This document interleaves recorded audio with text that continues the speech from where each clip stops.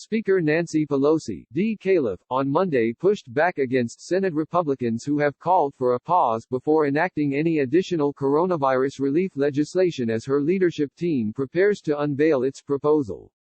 House Democrats are expected to introduce as soon as Tuesday their latest legislation to help mitigate the economic impact of the pandemic, including expanded unemployment insurance, food assistance, additional direct payments to individuals and funding for state and local governments. We have to put money in the pockets of the American people, recognizing the pain, the agony that they are feeling. To those who would suggest a pause, I'll say the hunger doesn't take a pause, the rent doesn't take a pause, the hardship doesn't take a pause, Pelosi said during an appearance on MSNBC's All In with Chris Hayes. Senate Majority Leader Mitch McConnell, R.K., and White House economic advisor Larry Kudlow have both suggested that lawmakers should pause to review the measures that Congress and the Trump administration have already enacted in response to COVID-19 before considering additional legislation.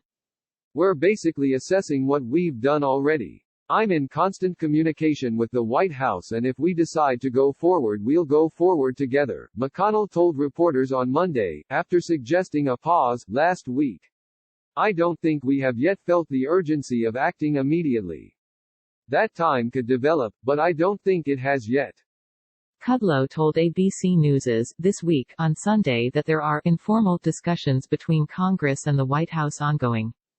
I think many people would like to just pause for a moment and take a look at the economic impact of this massive assistance program, which is the greatest in the United States history, Kudlow said.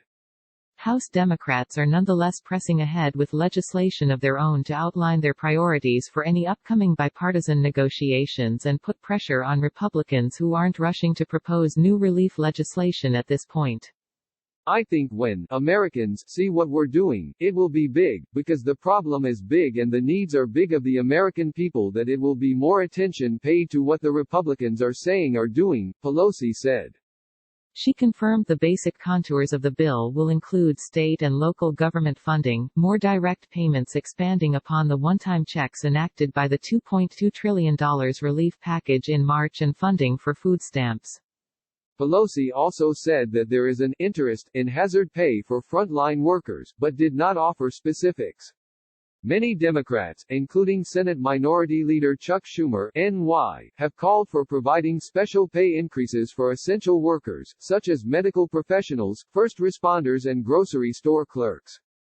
A proposal from Schumer and other Senate Democrats would give essential workers up to $25,000 in hazard pay, which would amount to a $13 per hour raise. Yes, there is an interest in doing hazard pay for those who are on the front line. It isn't mandatory so much as it is an imperative to do so. And that's what we're writing down now, Pelosi said. We want to honor them, so that we're worthy of their sacrifice, and we're doing so in a big way.